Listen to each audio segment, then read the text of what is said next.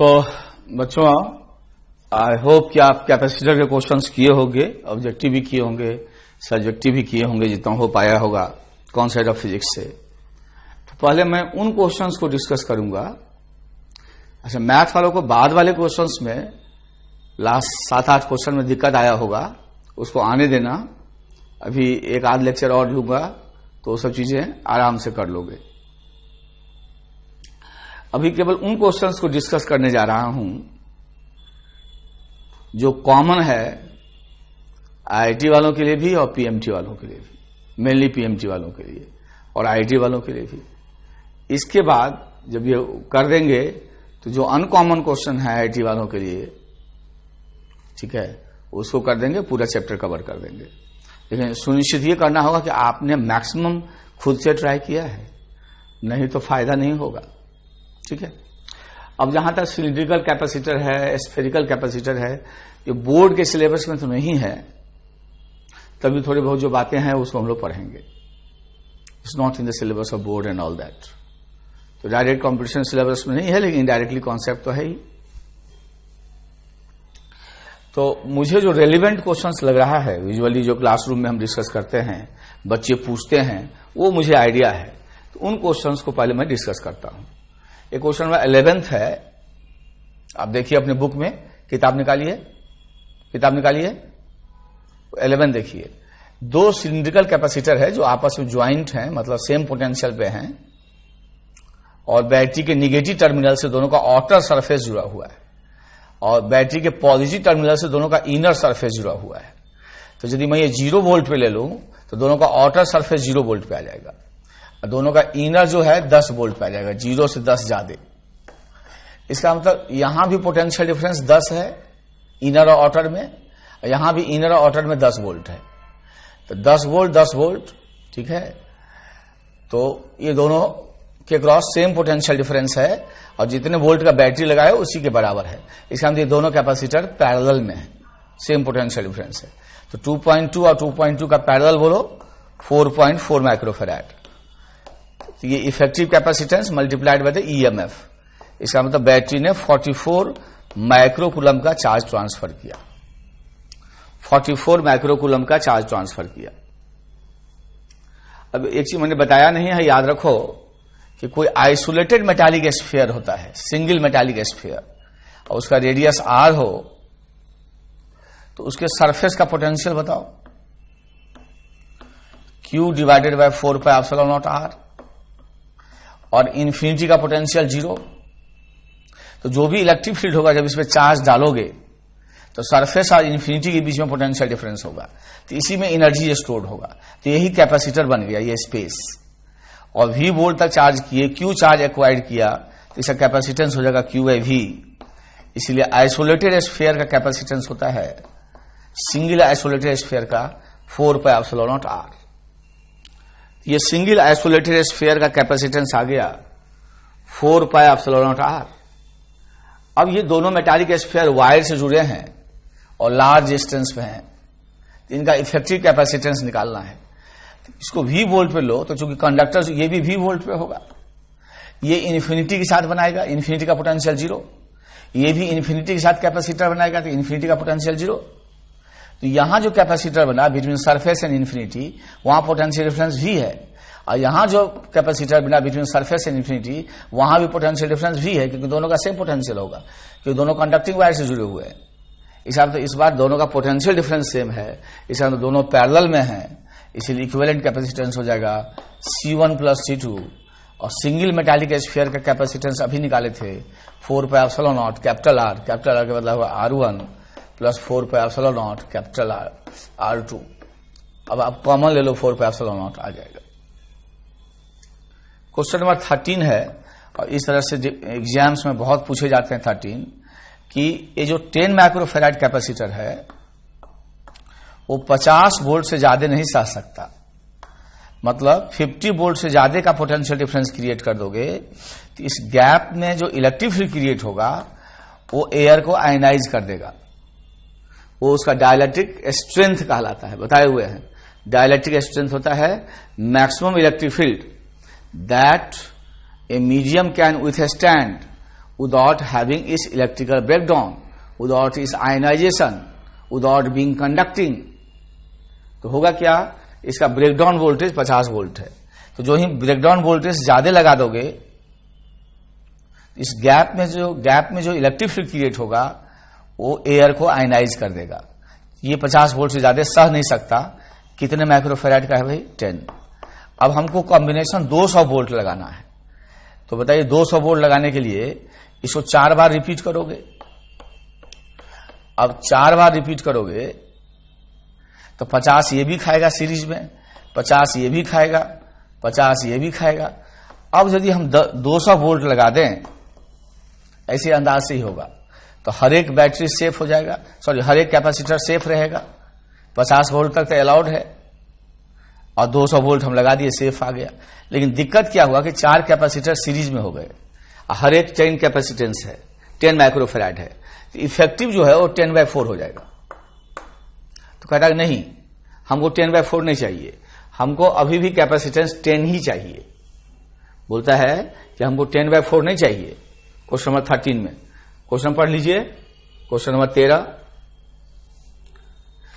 कि हमको नहीं 10/4 नहीं चाहिए, हमको 10 ही चाहिए। अब 10 करने के लिए ऐसा रो जो है, पंक्ति 4 बार रिपीट करना होगा, तो हमारा डिजायर रिजल्ट आ जाएगा। तो मिनिमम कितने कैपेसिटर की आवश्यकता होगी? 16।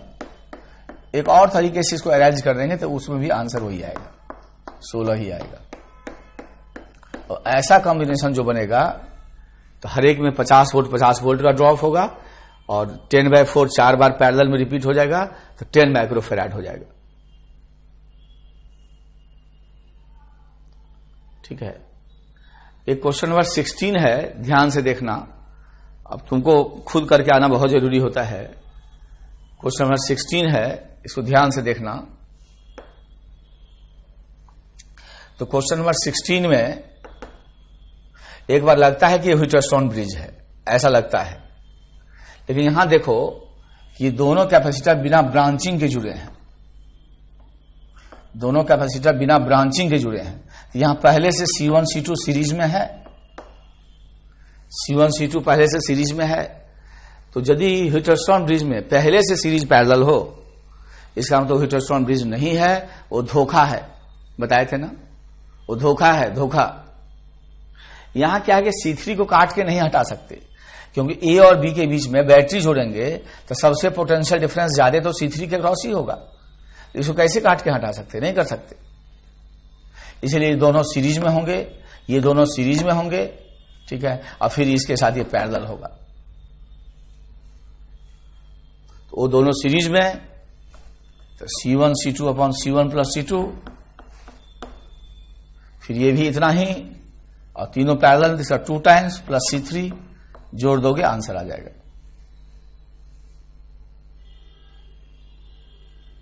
अब ये क्वेश्चन दिया है कि एक प्लेट है, क्वेश्चन नंबर 17 पढ़ लीजिए। डिस्कशन तो हम बहुत जल्दी कर देंगे, आप करके आ रहे होगे तभी। एक प्लेट है, उसका एरिया A है और लेंथ जो है 3A है। इसका मतलब इसका विड्थ B ले लें, विड्थ ऐसे होगा रे, ऐसे प्लेट है, ऐसे प्लेट है, समझ में आया ना। तो उसका विड्थ B ले लें तो 3AB, B इज द नहीं, विड्थ C ले लें तो 3AC बराबर A। B ऑलरेडी उन्होंने सिंबल यूज किया है। इसका डेप्थ बदल रहा है, A लेंथ तक और विड्थ B ही रहेगा, विड्थ C ही रहेगा। तो A लेंथ और विड्थ C, तो एरिया बोलो AC, AC बराबर A/3। तो 1/3 एरिया तक डेप्थ है इसका D या B, डेप्थ है D। अब विड्थ अब जो है प्लेट से जुड़ा हुआ है इसे, फिर इस B बढ़ गया इसका, तो अब डेप्थ हो गया D प्लस B। फिर इसका ये B है, फिर B बढ़ गया तो डेप्थ हो गया D प्लस 2B। अब इसको पॉजिटिव निगेटिव टर्मिनल मान लो, इसको पॉजिटिव मान लो, इसका कैपेसिटेंस निकालना है। प्रत्येक का जो लेंथ है वो a है और विड्थ तो c ही रहेगा, ये वाला प्रोजेक्शन ऐसे c।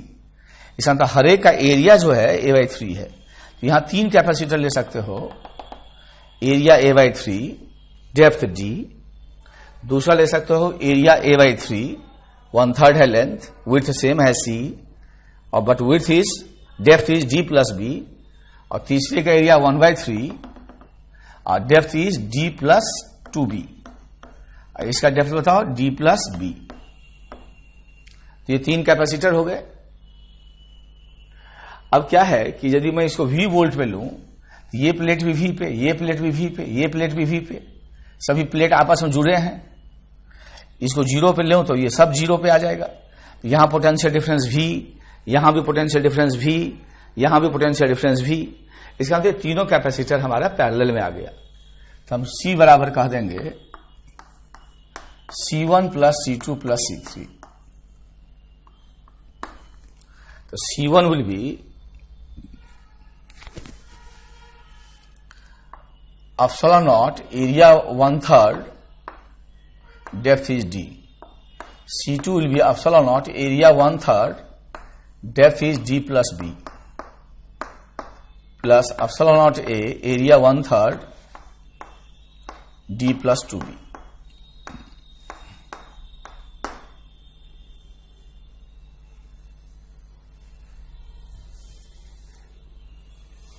ये आपका क्वेश्चन नंबर 17 हो गया।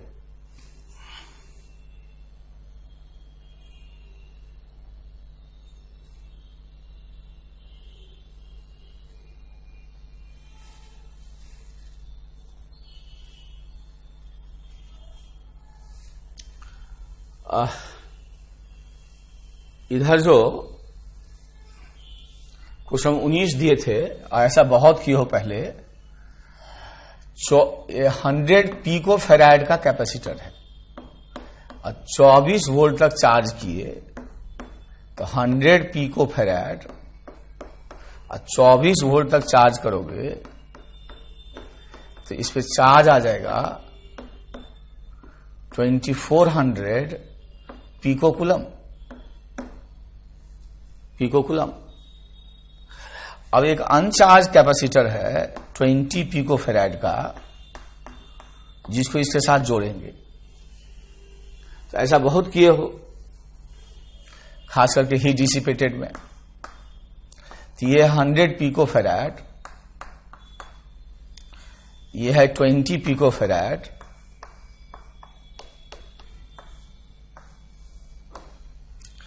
अब इन दोनों प्लेट का चार्ज का सम पहले के दोनों के सम के बराबर होगा। तो इसको मैं 0 वोल्ट पे ले लूं और इसको V वोल्ट पे ले लूं, इस प्लेट का चार्ज प्लस Q1 ले लूं, यही चार्ज इस पे जाएगा और इस पे प्लस Q2 ले लूं। तो ये बहुत फेमस क्वेश्चन होता है। तो Q1 प्लस Q2 का सम दोनों के इनिशियल सम के बराबर होगा। तो इस पे तो है ही नहीं, तो जगह 2400 पिकोकुलम। अब इसका कैपेसिटेंस है 100 इंटू पोटेंशियल डिफरेंस V, ये हो जाएगा 20V बराबर 2400। तो V बराबर हो जाएगा 200, 2400 upon 120।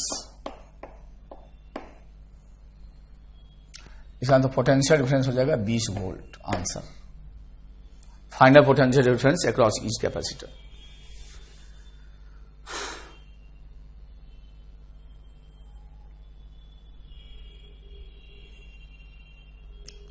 Final potential difference across each capacitor.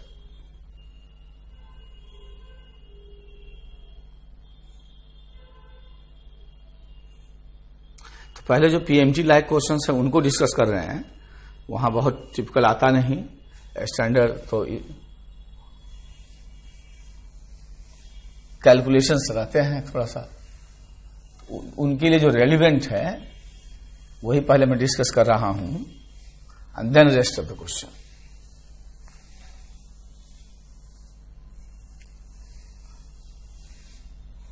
And then rest of the question.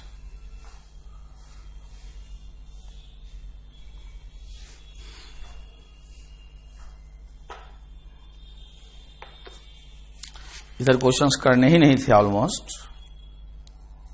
ठीक है, क्वेश्चन नंबर 24 है, सब बैलेंस व्हिटस्टोन ब्रिज है, तो इसको करना एकदम आसान है, बीच वाला सब में कट जाएगा। 25 है, पीएमटी स्टूडेंट्स ए कर सकते हैं, बी कर सकते हैं, सी कर सकते हैं, मन करे तो डी कर सकते हैं। 25 में बी का जहां तक सवाल है, क्वेश्चन में पूरा नए वाले में क्वेश्चन सही नहीं दिया है। ठीक है, इसके हिसाब से ये क्वेश्चन के हिसाब से आंसर नहीं है।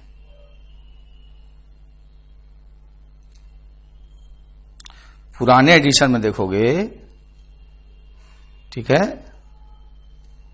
तो इसका सही है।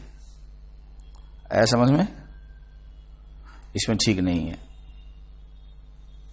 25 का और पार्ट आप कर सकते हो खुद ही, और किए होगे। ठीक है, आपको पूछना हो तो बताइए, कर देता हूं। ऐसा बहुत किए हो। 25 का ए पार्ट देखो, ऐसा बहुत किए हो। ये 2 माइक्रोफैराड है, ये 4 माइक्रोफैराड है। 25 का ए कर रहा हूं।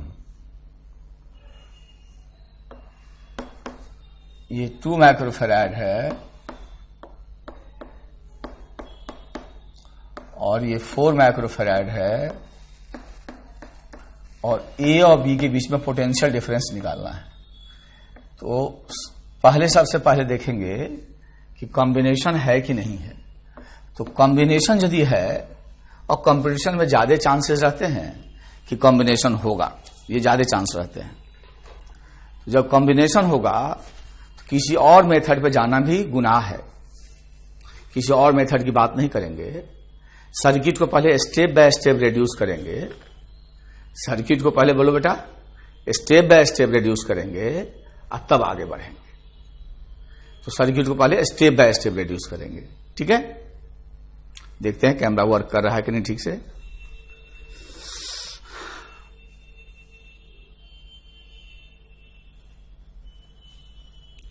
तो सर्किट को बेटा पहले स्टेप बाय स्टेप रिड्यूस करेंगे और तब आगे बढ़ेंगे।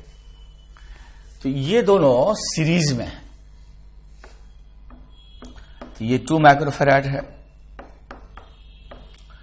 ये 4 माइक्रोफैराड है, और 2, 4 का सीरीज होगा प्रोडक्ट बाय सम। प्रोडक्ट होता है 8, सम होता है 6, तो इसको कह सकते हैं 4/3 माइक्रोफैराड।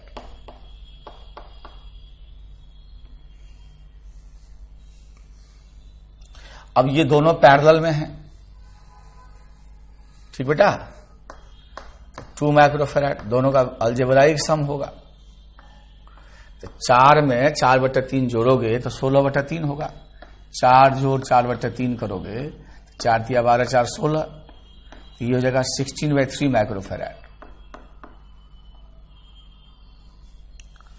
अब ये दोनों सीरीज में हैं, तो फिर इनका प्रोडक्ट बाय सम करोगे, तो प्रोडक्ट होगा 2 16/3। थोड़ा कैलकुलेशन चेक करता रहना बेटा। तो 2 + 16/3, ये होगा 32/3,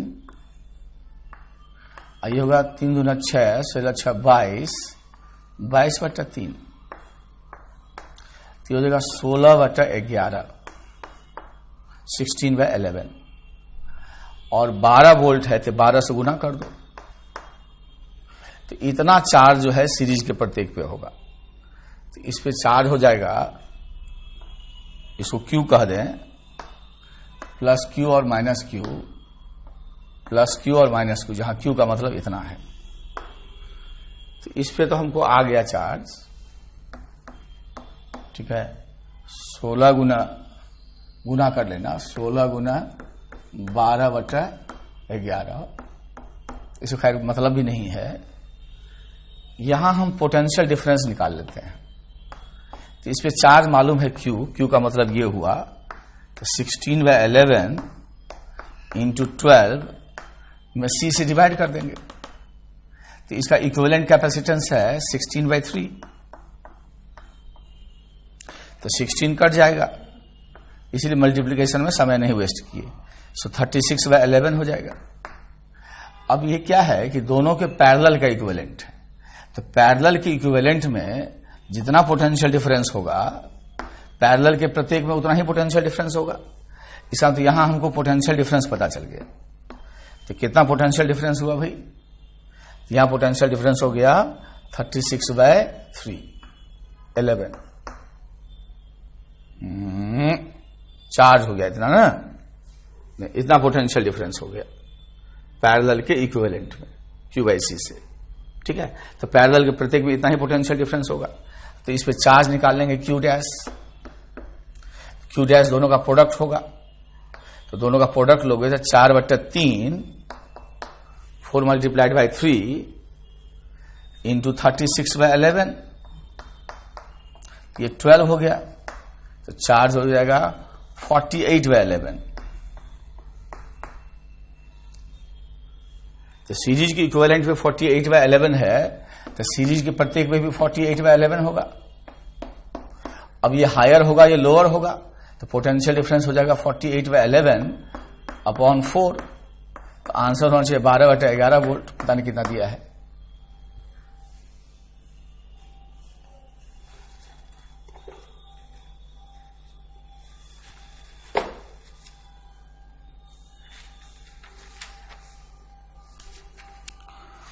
पच्चीस का ए,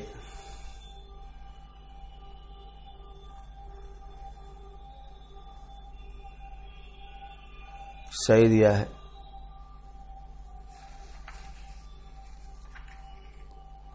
ठीक है, बी का तो क्वेश्चन ही के हिसाब से आंसर नहीं है, या आंसर के हिसाब से क्वेश्चन नहीं है, तो क्वेश्चन ही डिफरेंट है, पुराने वाले में से देख लोगे।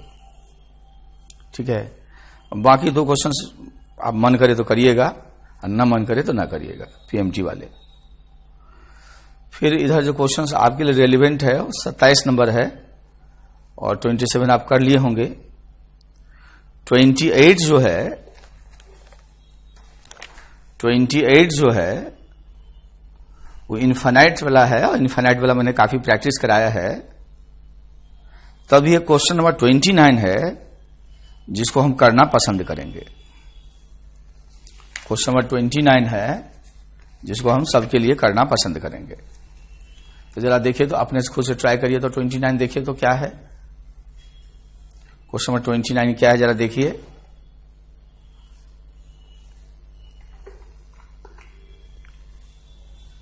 जरा देखिए तो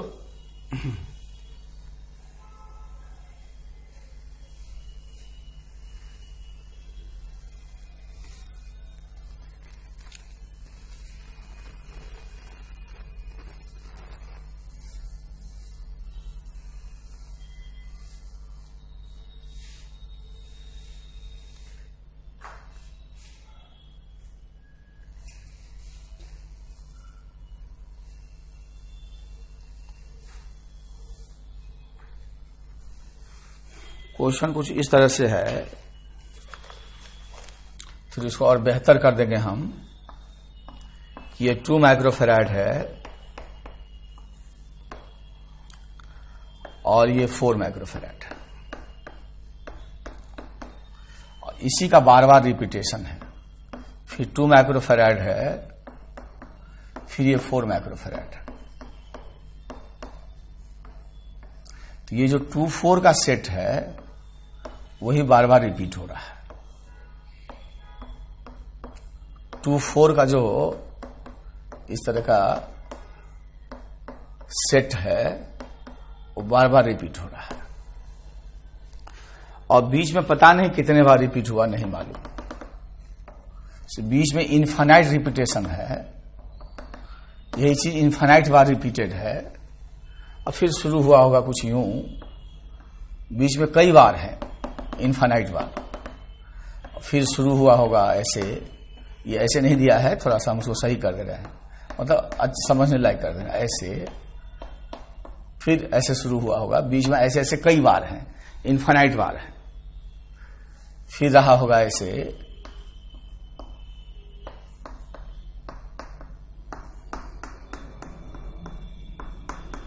ये 4 है, और कहता इसके साथ एक C है,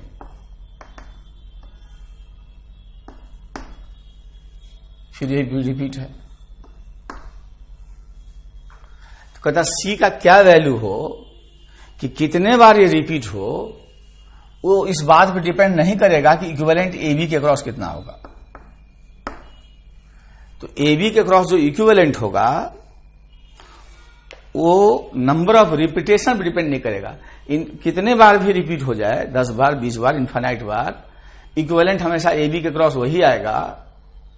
C का कौन सा वैल्यू ले लें कि इसको जोड़ने के बाद भी C ही रह जाए। C का कौन सा वैल्यू ले लें कि इसको जोड़ने के बाद ही C ही रह जाए, फिर इसको जोड़ने के बाद वही रहे जो पहले था। तो हर एक बार ये जोड़ें तो पुराना वाला आ जाए, हर एक बार ये जोड़े तो पुराना वाला आ जाए। अब इसको करने का 2 तरीका, नंबर ऑफ रिपीटेशन से चेंज नहीं होना चाहिए। यदि क्वेश्चन ऑब्जेक्टिव है तो चॉइस से कर देंगे, एक चॉइस चेक कर लेंगे। मान लीजिए कई सारा चॉइस है और एक में उसमें एक चॉइस 4 है, मान लो C का वैल्यू 4 दिया है, जरा चेक करते हैं 4 है तो क्या कमाल होता है। 4 यदि ये है तो 4 का सीरीज बोलो, 4 यदि है तो 4 का सीरीज बोलो, 2 उसके साथ 2 पैरेलल हो गया तो कितना हो गया बोलो 4। इसका तो पहले ये 4 था, इसको जोड़ने के बाद भी 4 ही हो गया। 4 का सीरीज 2 और 2 का पैरेलल 4, फिर 4 का सीरीज 2 और 2 का पैरेलल 4। तो हर एक बार उसको जोड़ने के बाद C ही आ जाता है। इसका C का आंसर क्या है बोलो 4। और यदि मेथड के साथ करना चाहोगे तो C में ये दोनों किस में है, सीरीज में, तो 4C अपॉन 4 प्लस C, ये दोनों सीरीज में हुआ। उसके साथ 2 यदि पैरेलल में जोड़ देते हो फिर से कहता C ही रह जाए।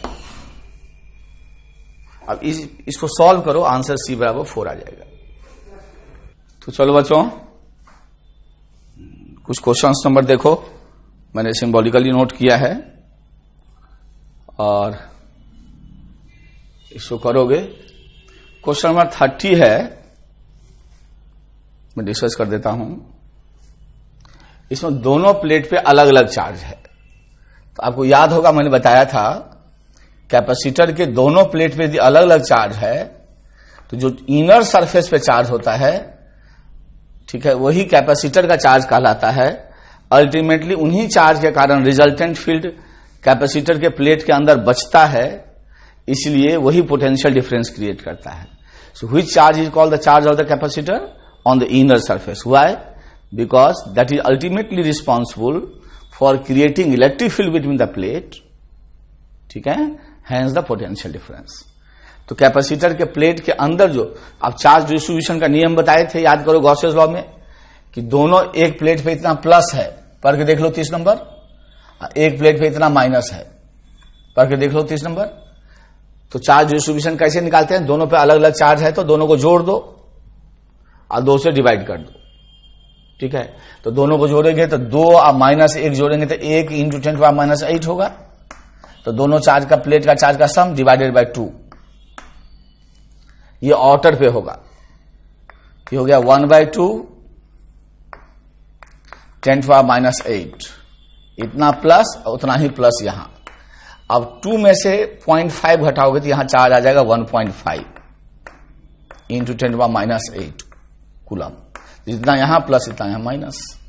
दोनों प्लेट का चार्ज जोड़िए, 2 से भागा दीजिए, आउटर आउटर पे उतना हो जाएगा और कंजर्वेशन ऑफ चार्ज लगा दीजिए, इनर चार्ज आ जाएगा। एक बार जब इनर प्लेट पे चार्ज आ गया तो यही कैपेसिटर का चार्ज कहलाएगा।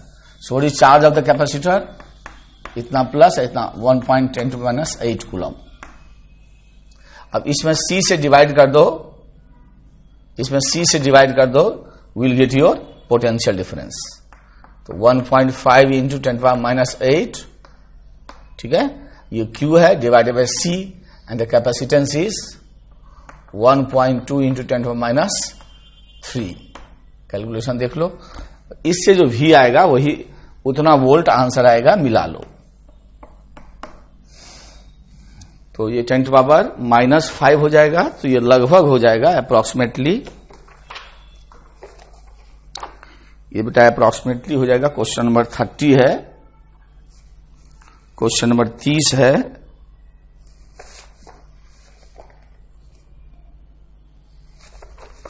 ये -3 फैराड है क्या? फिर से जरा वेरीफाई कर लो एक बार।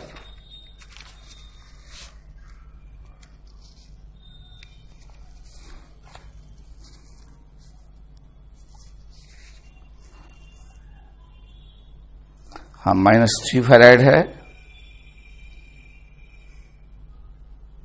और ये -8 है। ठीक है बेटा, तो इसको डिवाइड करोगे तो 10⁵ हो रहा है ना, -5।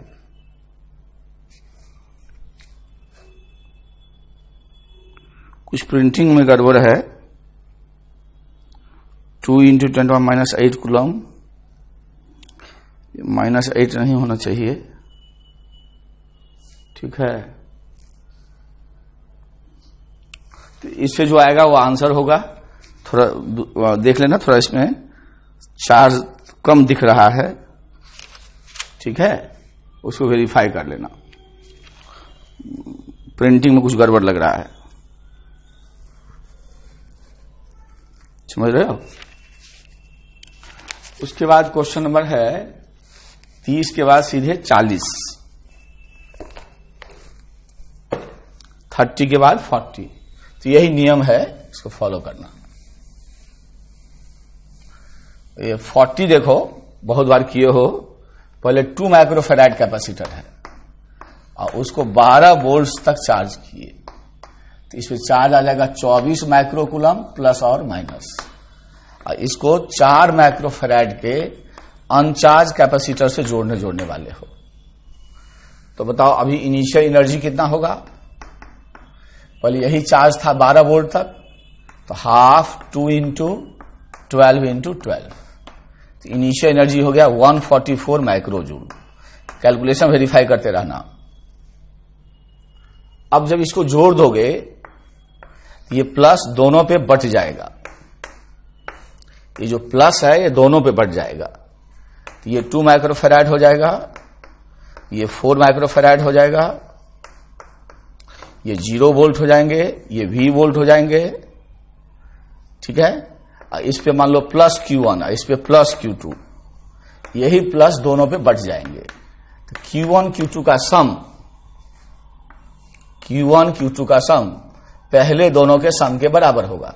तो 24 + 0 24 होता है। अब ये होगा 2V + 4V बराबर 24। इसे पोटेंशियल डिफरेंस आ जाएगा 4 वोल्ट, इसलिए एक पे चार्ज आ जाएगा 6, 4 दूना 8 माइक्रोकूलम, और दूसरे पे चार्ज आ जाएगा 16 माइक्रोकूलम। अच्छा, हीट डिसिपेटेड निकालना हो तो फाइनल एनर्जी निकाल लो। एनर्जी में जो अंतर आया वही हीट में गया, क्योंकि यहां बैटरी का वर्क इन्वॉल्व नहीं है। ठीक बेटा, तो हाफ 2 × 4 का स्क्वायर, महाराज बुला रहे हैं वो, प्लस हाफ 4 × 4 स्क्वायर, ये फाइनल एनर्जी होगा। तो हो जाएगा हाफ 6 × 16, तो 48 माइक्रोजूल फाइनल हुआ। अब पहले कितना एनर्जी था भाई? 144, तो 144 माइक्रोजूल एनर्जी था, अब 48 बच गया, तो बताइए कितना गायब हुआ?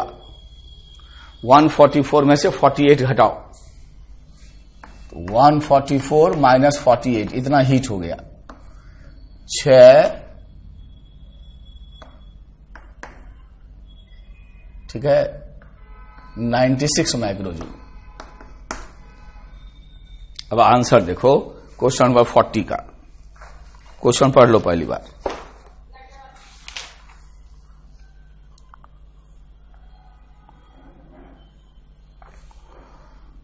देखो बेटा, कहता है 8 माइक्रोकूलम, 16 माइक्रोकूलम, 16 माइक्रोजूल, 32 माइक्रोजूल, अलग अलग एनर्जी है, फिर 96 हीट डिसिपेटेड है। ठीक है आंसर। ये 40 हो गया। समझ में बात आ गई। अब क्वेश्चन नंबर 43 है, ध्यान से देखना। क्वेश्चन नंबर 43 पढ़ो, 43 पढ़ो। इस बार स्पष्ट दे दिया है कि कंडक्टिंग प्लेन है। कंडक्टिंग यदि लिख दे तब electric field is sigma bye epsilon not. Conducting नहीं लिखा है और कुछ भी लिखा है, हाँ कॉपर लिख दे, अल्युमिनियम लिख दे तो कंडक्टिंग ही हुआ। इसका मतलब कहेगा there is a plane charge sheet, इसका मतलब नॉन कंडक्टिंग है। तो कंडक्टिंग तभी होगा जब कंडक्टिंग इंडिकेटेड है, और कंडक्टिंग इंडिकेटेड नहीं है तो नॉन कंडक्टिंग है। और ऐसे केस में इलेक्ट्रिक फील्ड होता है सिग्मा बाय 2 एप्सिलॉन नॉट। यहां स्पष्ट कंडक्टिंग लिखा हुआ है। तो एनर्जी स्टोर होता है एनर्जी डेंसिटी इंटू वॉल्यूम। तो एनर्जी डेंसिटी होता है half epsilon naught E square into volume is V. तो हाफ एप्सिलॉन नॉट 8.85 10⁻12, ठीक है। Electric field is sigma by 2 epsilon naught. तो सिग्मा इज 10⁻4 और फिर से एप्सिलॉन नॉट। तो इससे अच्छा है कि इसको एप्सिलॉन नॉट स्क्वायर कर दे तो एक ही बार लिखना पड़ेगा। तो epsilon not into epsilon naught, तो एक एप्सिलॉन नॉट काट देना, फिर बाद में एप्सिलॉन नॉट का वैल्यू पुट कर देना। और क्यूब है 1 सेंटीमीटर साइड लेंथ, तो 1 से -2 इंटू -2 इंटू -2। एप्सिलॉन नॉट का वैल्यू यहां से पुट कर दोगे, इसको सॉल्व करोगे आंसर आ जाएगा। ये टोटल एनर्जी स्टोर हो गया, एनर्जी डेंसिटी वॉल्यूम। इसमें एनर्जी डेंसिटी जो हम लोग यूज किए वो सावधानी पूर्वक किए, ठीक है। कंडक्टिंग लिखा है इसीलिए सिग्मा बाय एप्सिलॉन नॉट, नहीं कुछ लिखा रहता तो नॉन कंडक्टिंग मांगते, ठीक है। तो ये क्वेश्चन नंबर आपका 43 हो गया आप लोगों को लाइक। एक क्वेश्चन नंबर 51 है। जैसे एक चीज देखो, इस तरह से कोई पैरेलल प्लेट कैपेसिटर हो, जनरल बता रहे हैं, ऐसे कोई पैरेलल प्लेट कैपेसिटर हो, ठीक है। इसमें कोई डाइलेक्ट्रिक डाल दे और उसका डाइलेक्ट्रिक कांस्टेंट के हो और उसका थिकनेस टी हो और टोटल सेपरेशन डी हो। ये मेटल है और ये डाइलेक्ट्रिक है। अब ये कहां पे प्लेस है, ये कैपेसिटेंस को प्रभावित नहीं करेगा। कहने का मतलब अपने मन से, यहां ये पॉजिटिव टर्मिनल है और ये निगेटिव है, ये प्लेट है, मेटल है, ये मेटल है, ये मेटल है और ये डाइलेक्ट्रिक मीडियम है। तो मान लिया अपने मन से ये एक्स ले लें और ये टी थिकनेस है, तो ये बचा हुआ डिस्टेंस होगा तो D minus T plus x. तो तुमको ऑब्जेक्टिव पूछेगा क्या इस एक्स पे डिपेंड करेगा कैपेसिटेंस, तो देखना है कैपेसिटेंस एक्स पे डिपेंड नहीं करेगा।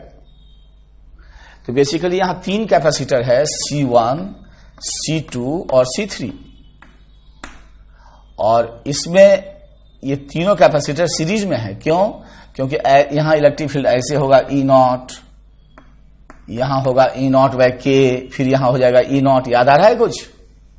तो ऐसे जाएंगे तो पोटेंशियल घटेगा, ऐसे जाएंगे तो पोटेंशियल घटेगा, पोटेंशियल घटेगा।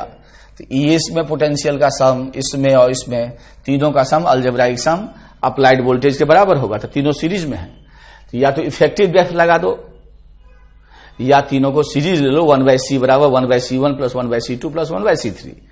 यदि इफेक्टिव डेप्थ लगाते हो तो एप्सिलॉन नॉट ए, चूंकि एयर है तो इसका इफेक्टिव डेप्थ x होगा, ये डाइलेक्ट्रिक है तो इसका इफेक्टिव डेप्थ टी बाई के होगा, और ये डाइलेक्ट्रिक है नहीं एयर है तो इसका एज सच हो जाएगा। तो आप क्या देखोगे, x कट जाता है, epsilon not A T by के प्लस डी माइनस टी, ये डाइलेक्ट्रिक हुआ। यही यदि मेटल है, यहां पे यदि ये मेटल है तो मेटल का डाइलेक्ट्रिक कांस्टेंट होता है इन्फिनाइट। तो यहां k इन्फानाइट कर दोगे तो t बाई इन्फानाइट हो जाएगा 0। तो basically epsilon naught a upon क्या हो जाएगा, उसका आंसर d माइनस टी। सब डाटा पुट कर दोगे प्रॉपर यूनिट में, आंसर आ जाएगा। d है 0.5 सेंटीमीटर, उसको मीटर में ले लेना। प्लेट एरिया दिया है, डेप्थ दिया है और उसका थिकनेस दिया है, देख लेना मेटल का थिकनेस 0.4 सेंटीमीटर है। तो सबको मीटर वगैरह में पुट करना, एरिया को मीटर स्क्वायर में करना। तो बेसिकली है क्या, जब मेटल हो जाएगा तो यहां से यहां पोटेंशियल चेंज नहीं करेगा, तो इतना दूर कैपेसिटर बनाएगा ही नहीं। तब केवल 2 ही कैपेसिटर होगा, C1 और C3, और दोनों सीरीज में होगा। तो सीरीज से भी करोगे तो यही आंसर आएगा, सीरीज से भी करोगे तो यही आंसर आएगा, सीरीज से भी करोगे तो यही आंसर आएगा। अब ये क्वेश्चन दिया है कि कोई भी कैपेसिटर है जिसका कैपेसिटेंस C है, जब उसको V वोल्ट तक चार्ज किए तो इस पे चार्ज है 50 माइक्रोकूलम, और जो ही इसमें डाइलेक्ट्रिक डाले तो 100 माइक्रोकूलम का चार्ज आ गया। 100 माइक्रोकूलम चार्ज हुआ नहीं, 100 माइक्रोकूलम का चार्ज इस पे आ गया। तो भाई 100 माइक्रोकूलम का चार्ज आ गया तो ये बढ़ के हो कितना गया, 150। तो जरा सोचिए, पहले चार्ज रहा होगा C इंटू V, अब चार्ज हो गया होगा K टाइम्स C डाइलेक्ट्रिक डालने के बाद इंटू V। तो जितना टाइम्स चार्ज हो गया वही ना K हुआ, इसका तो K2 हो गया कि 3 हो गया, 3 हो गया। तो 100 माइक्रोकूलम का चार्ज आया 52 नंबर में, ठीक है। 100 माइक्रोकूलम चार्ज हुआ नहीं, आया, तो आके हो कितना गया, 150। तो क्या इसका मतलब चार्ज 3 टाइम्स हो गया, तो इसका मतलब डाइलेक्ट्रिक कांस्टेंट भी 3 टाइम्स हुआ होगा, C से KC। समझ ले बच्चा। इसके बाद आता है ये 58 नंबर।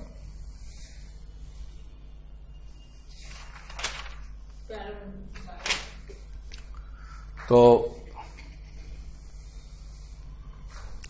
58 नंबर देखो,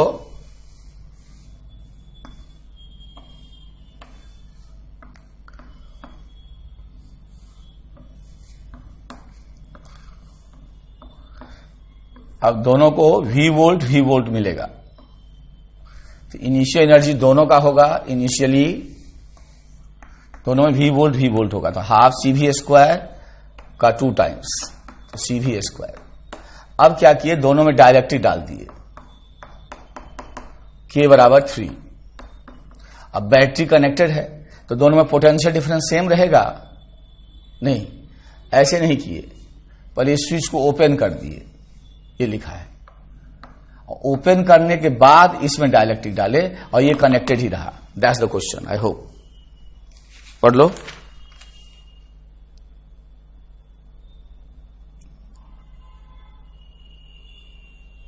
ठीक है, हाँ, इसको ओपन कर दिए, अभी डाइलेक्ट्रिक नहीं डाले हो, तो ओपन कर दिए, जिसका प्लेट आइसोलेटेड हो गया, तो इस पे क्या कांस्टेंट हो जाएगा, चार्ज। प्लेट आइसोलेटेड हो गया तो इस पे चार्ज जो है वो कांस्टेंट हो जाएगा, तो चार्ज विल बिकम कांस्टेंट। इसमें बैटरी कनेक्टेड रह जाएगा, इसमें पोटेंशियल डिफरेंस कांस्टेंट होगा। अब डाइलेक्ट्रिक डाले हैं, अब इसमें भी डाले हैं, तो चूंकि इसमें स्विच ऑफ करने के बाद डाले, प्लेट आइसोलेटेड हो गया, तो इसका क्या नहीं बदला, चार्ज। कैपेसिटेंस हो गया 3 टाइम्स 3C। अब इसका कैपेसिटेंस हो गया 3C, लेकिन इसमें चार्ज बदल गया, क्या नहीं बदला, पोटेंशियल डिफरेंस। इसलिए जब फाइनल एनर्जी लिखना होगा तो चूंकि इसमें पोटेंशियल डिफरेंस नहीं बदला, बैटरी कनेक्टेड रह गया इसमें, तो इसका बेहतर फॉर्मूला होगा half 3C into V square. और चूंकि इसमें चार्ज नहीं बदला, कैपेसिटेंस 3C हो गया, तो इसका बेहतर फॉर्मूला होगा half Q square by C। तो हाफ CV का स्क्वायर, हालांकि दोनों में दोनों फॉर्मूला यूज कर सकते हो, नया पोटेंशियल डिफरेंस निकाल के, इतना।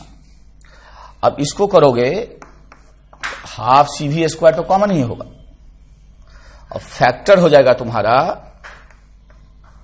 3 + 1/3, तो हो जाएगा 10/3। 10/3 को लोग 5/3 भी कहते हैं, CV स्क्वायर। तो रेशियो निकालना है इनिशियल इज टू फाइनल। क्या निकालना, इनिशियल इज टू फाइनल कि final is to initial. Question number 58। It is initial is to final, sorry final is to initial. तो फाइनल में फाइनल कम है, इनिशियल इज टू फाइनल निकालना है। तो यह आंसर आ जाएगा 3/5। आंसर आ जाएगा 3:5। तो इसमें अच्छा है, एक में चार्ज नहीं बदला, जिसका प्लेट ओपन हो गया, जिसका स्विच ओपन हो गया, आइसोलेटेड हो गया, इसमें पोटेंशियल डिफरेंस नहीं बदला, लेकिन कैपेसिटेंस दोनों में बदल गए। एक होता है डाइलेक्ट्रिक स्ट्रेंथ। तो डाइलेक्ट्रिक स्ट्रेंथ का डेफिनेशन है कि maximum electric field that A dielectric medium can withstand without getting ionised और विदाउट हैविंग इलेक्ट्रिकल ब्रेकडाउन। तो कैपेसिटर के प्लेट के बीच में जो डाइलेक्ट्रिक या एयर रहता है उसका आयोनाइजेशन नहीं होना चाहिए, ठीक है। इसलिए उसके अंदर जो इलेक्ट्रिक फील्ड हो उसका रिस्ट्रिक्शन है कि वो इलेक्ट्रिक फील्ड एयर के डाइलेक्ट्रिक स्ट्रेंथ या जो भी डाइलेक्ट्रिक मीडियम है उसके डाइलेक्ट्रिक स्ट्रेंथ से एक्सीड नहीं करना चाहिए। तो वही क्वेश्चन नंबर 64 है कि डाइलेक्ट्रिक स्ट्रेंथ एयर का दिया है, इलेक्ट्रिक फील्ड दिया है, डाइलेक्ट्रिक स्ट्रेंथ इतना, इससे इलेक्ट्रिक फील्ड ज्यादा नहीं हो सकता। So this must be equal to Q by epsilon naught A। अब हमको Q दिया हुआ है 12 इंटू 10⁻⁻6, एप्सिलॉन नॉट है 8.85 10⁻12 बराबर इलेक्ट्रिक फील्ड है इतना। तो एरिया इधर ले आओगे तो क्या प्लेट का एरिया नहीं निकल जाएगा? इससे ज्यादा एरिया रखोगे तो ये सेफ रहेगा क्योंकि इलेक्ट्रिक फील्ड इससे कम होगा, इससे कम एरिया रखोगे तो ये फील्ड इससे ज्यादा हो जाएगा, इसलिए इतना एरिया मिनिमम चाहिए। हो गया सॉल्व 64, एरिया निकाल लेना। 65 है, दो प्लेटों के बीच में, पैरेलल प्लेटों के बीच में फोर्स निकालना है। तो फोर्स का फॉर्मूला याद होगा, F बराबर बताए हुए हैं Q² by 2 epsilon naught A।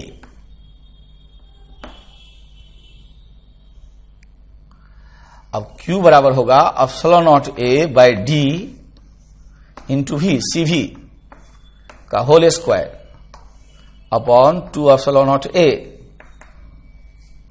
बराबर half epsilon naught A cut जाएगा V बाय D का होल स्क्वायर, ठीक है। ये हो गया फोर्स बिटवीन द प्लेट्स। अब इसमें डाटा पुट कर दोगे, हाफ एप्सिलॉन नॉट 8.85 10⁻12, प्लेट का एरिया दिया होगा 100 सेंटीमीटर स्क्वायर, तो 100 इन 10⁻4 मीटर स्क्वायर, V है 24 सेंटीमीटर को मीटर बदलोगे 10⁻2, इसका होल स्क्वायर, इतना न्यूटन आंसर होगा। कैलकुलेशन तो तुम्हें करना पड़ेगा बच्चा। तो ये क्वेश्चंस डिस्कशन वो थे जो दोनों के लिए कॉमन है। अब एक क्लास में अनकॉमन करेंगे, लेकिन थोड़ा और एक्स्ट्रा क्लास प्रोवाइड करेंगे थोड़ा मैथ वालों के लिए।